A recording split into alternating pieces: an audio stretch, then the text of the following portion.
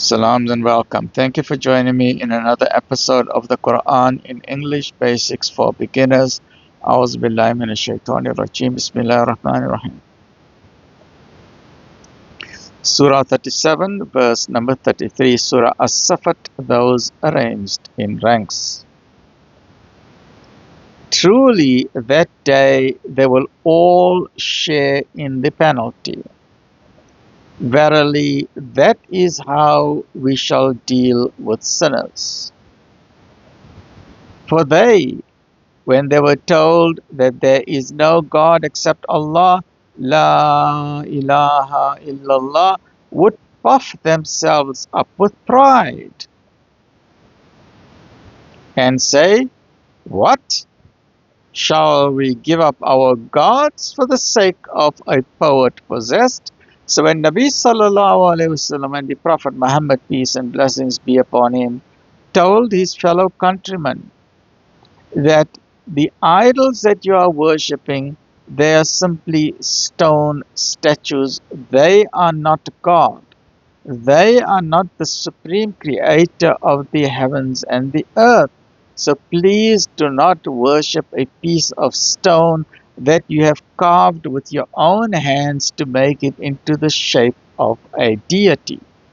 What you are doing is not right, and I am a sincere advisor to you out of concern and love and compassion for you. But instead of listening to him, they reject. They say, what? Shall we give up our gods for the sake of a poet possessed? And it is usually the arrogant leaders of a community, the chiefs of the community, who would then start with their resistance and start with their mockery, their persecution, and their oppression. And then the masses of the community would then follow what the leaders will say. But if you look deeper into this, one of the main reasons why they would reject the idea of only one supreme creator, everything has got to do with money. Follow the money and you will find your answer. Because the chiefs of Mecca, when there were 360 idols around the Kaaba, it was fabulously a money-making opportunity. They used to get money. They had a lot of sculptures making these idols. You think of it as a modern-day factory. So people would be chopping and making these idols. And when the people would come on pilgrimage, they would be selling these idols. So as if you're walking in the flea market and there's idols everywhere and people can buy small idol, big idol, take some idols home, take it on your journey, take it everywhere. So it is very lucrative for them. And they would invite all the various tribes all around Arabia to say, come with your own idol. We are a very liberal people. Whatever idol you want to bring, come. Everyone is welcome. You can bring a big god, you can bring a small god, you can bring a tall god, you can bring a short god. Doesn't matter. You just bring your gods and we are happy with you. So when they were giving the green light to any of the tribes to bring their objects of worship, those people would then come and spend their money in Mecca, and that is why it was a very lucrative thing for these people. Now they are being told that all of these 360 idols, throw it away. There's only one supreme creator. So now they say, hey, hang on. We're going to lose making money. And if you don't make money, what's going to happen? They're no longer going to have power. They're no longer going to have respect. They're no longer going to have prestige. And that is the same thing that is happening in today's 21st century. People use money to get power, prestige, and respect. And that is how they want to control the world. And that is how they want global and world domination. So anytime when you look at why people are objecting to something, or while people are approving something, always follow the money chain and you will get an answer as to why certain things are happening in the world. For example, we all know it is a common understanding that whenever one nation invades another nation, it is not for justice, it is not for human rights. Bottom line is they want money. They want the natural resources of that land. Either oil has been discovered, or natural gas has been discovered, or gold, or diamonds, or silicon. But something and something valuable has been discovered on that land, and so they will look for an excuse to invade that land. Very simple. Everything has got to do with money. They don't care about human rights or justice. Nay, he has come with the very truth, and he confirms the message of the messengers before him. Or it is very important to understand what Islam teaches is that there is only one God. Very important to understand this concept, La ilaha illallah. There is only one God, not three in one and not one in three.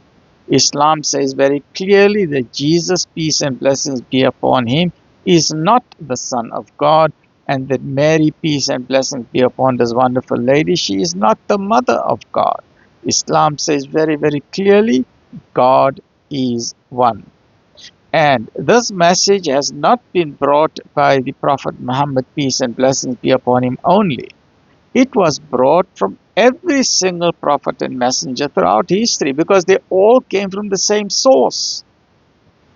124,000 messengers have been sent to humanity, of which 25 are mentioned in the Quran. They all came with the identical message, La ilaha illallah. There is only one God, and they are all Muslims. That means Moses is a Muslim, Jesus is a Muslim, Abraham is a Muslim, David is a Muslim, Solomon is a Muslim, Noah is a Muslim. All of them, they've come from the same origin. There's only one God. And that's why sometimes you see in the comment section, some people say, oh, you know what, Muslims are believing in another God. No, Muslims know exactly what we are doing. We believe in the one supreme creator of the heavens and the earth. Allah is just his name, but the supreme creator of the heavens and the earth is one.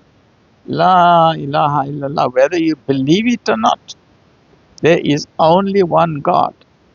And so on the day of judgment, when everyone is standing, it's like, think of a court case. You've received a summons to attend court 10 o'clock in the morning. And you go there early. You go there 9:30, and you're sitting there in the waiting room. And there's many other people also sitting there, because different people have to go to different courts on that day. And then the clerk of the court calls your name, and then you enter the courtroom. And this will happen on the day of judgment. So the Christians will be sitting there, the Muslims will be sitting there, the Buddhists will be sitting there, the atheists will be sitting there, the Scientologists will be sitting there, the pagan worshippers will be sitting there, everyone will be sitting there. And then the angels will call one after, they'll call the Christians, the Christian will enter the courtroom. Then they will call the Muslims, they'll enter the courtroom. And then they will call the Buddhists, will enter the courtroom. And then they will call the atheists, will enter the courtroom. And what's a surprising thing?